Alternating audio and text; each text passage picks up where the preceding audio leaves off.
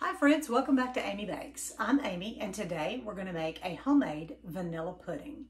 It is easy and so much better than what you're going to find in a box mix.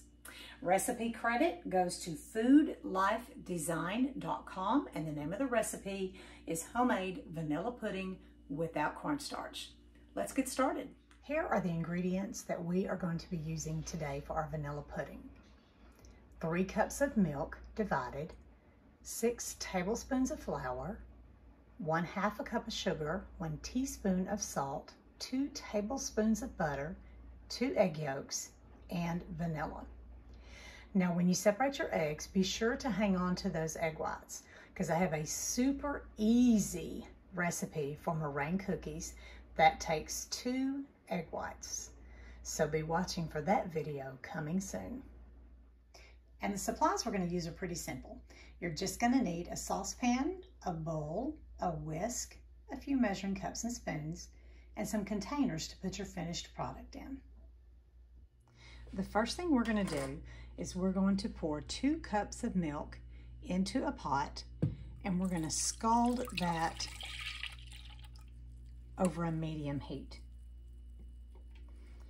Now when you're scalding milk, you want to be sure that you continually stir.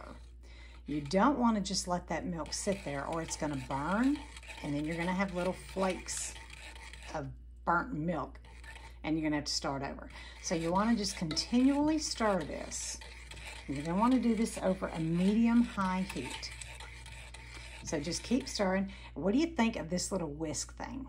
My friends, Julie and Brianna from Tennessee, sent this to me, and it is the coolest little thing I have ever used. I used it the other night for brownie batter. You can use it for scrambled eggs. They got it at a Lodge cast iron store and sent me one. And isn't this just the neatest thing? Thank you, girls. I'm really loving this. Okay, so this is scalded. So we're going to take this off the heat for a second. Scalded water scalded milk is where it is just under the boiling temperature. So it's not quite boiling. I'm going to take that off the heat, and then we're going to start preparing the other. Okay, now we're going to add the sugar, salt, flour, and the remaining 1 cup of milk. And we're going to whisk this together.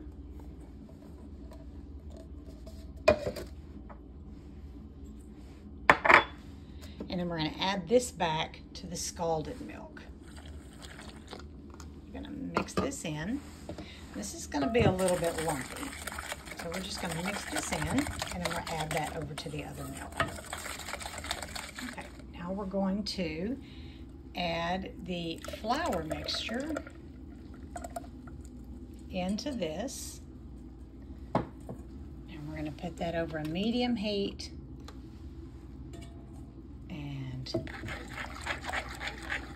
Continue to cook this. So we're going to continue to cook this, stirring constantly. Again, you don't want your milk to burn. So we're going to stir this constantly until this comes to a slight boil. So just continue stirring, stirring, stirring, and heating until it's a slight boil. So we're going to continue stirring this one in, stirring constantly until you achieve a light boil. Just be sure that you continue to stir, otherwise you will burn your milk and you'll have black nasty flecks of burnt milk floating through your pudding and you'll have to start all over again. Okay, we've got a slight boil on this. Now what we need to do is we need to incorporate these eggs in there. You don't want to just dump the egg into this boiling mixture. You're going to end up with very sweet scrambled eggs. So what we're going to do is I'm going to heat up or scramble up these eggs, and then I'm going to slowly add some of this mixture into the eggs, and very, very slowly we're going to raise the temperature of those eggs. Very slowly. So just add a little bit in and whisk it. Whisk it in there really good so that you don't, like I said, you don't want to end up with really sweet scrambled eggs. I'm going to add a little bit more.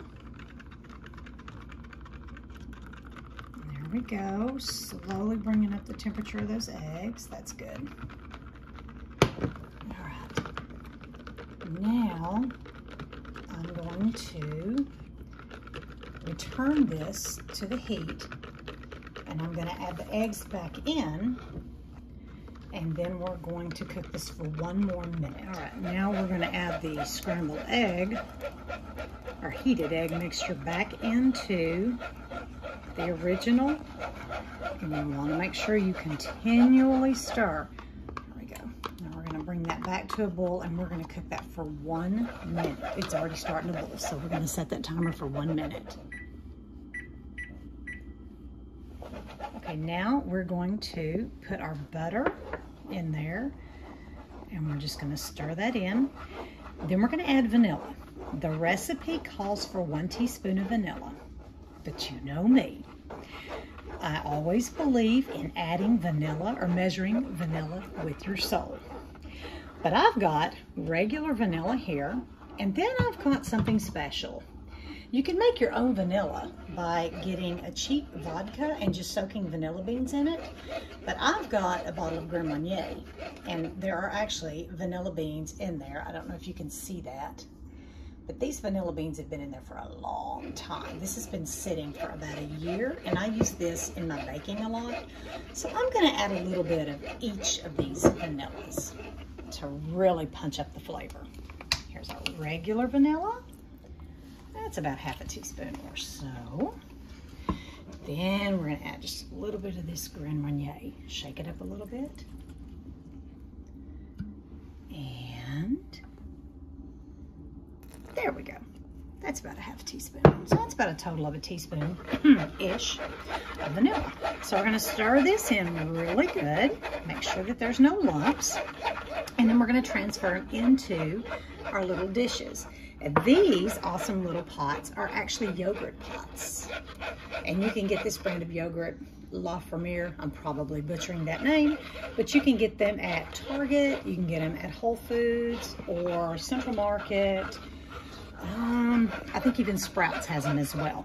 But the yogurt is delicious, and then you've got this awesome pot that you can reuse, and it's oven safe. You can bake it in the oven, microwave safe, refrigerator safe, freezer safe, all kinds of great things. So that's a pretty neat little thing to use. So we're going to put our yogurt into our pots, and then we're gonna let that cool. All right, so we're just gonna put some yogurt in there, or not yogurt, put some pudding in our yogurt pots.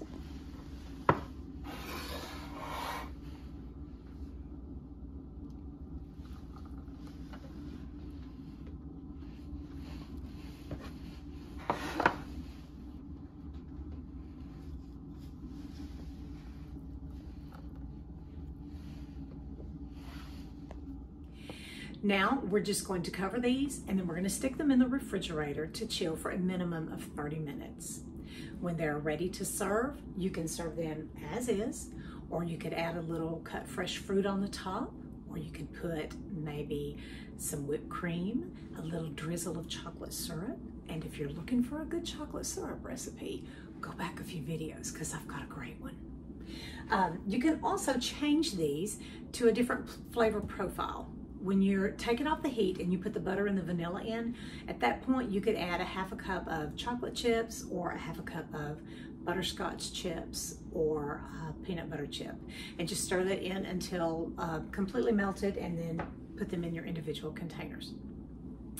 I will put the original recipe in the description.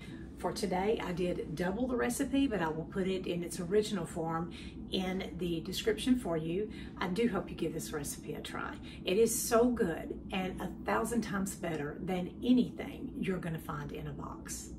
Thanks for watching. Please be sure to hit that like and subscribe button, and hit that bell notification so that you'll be notified when I upload new videos.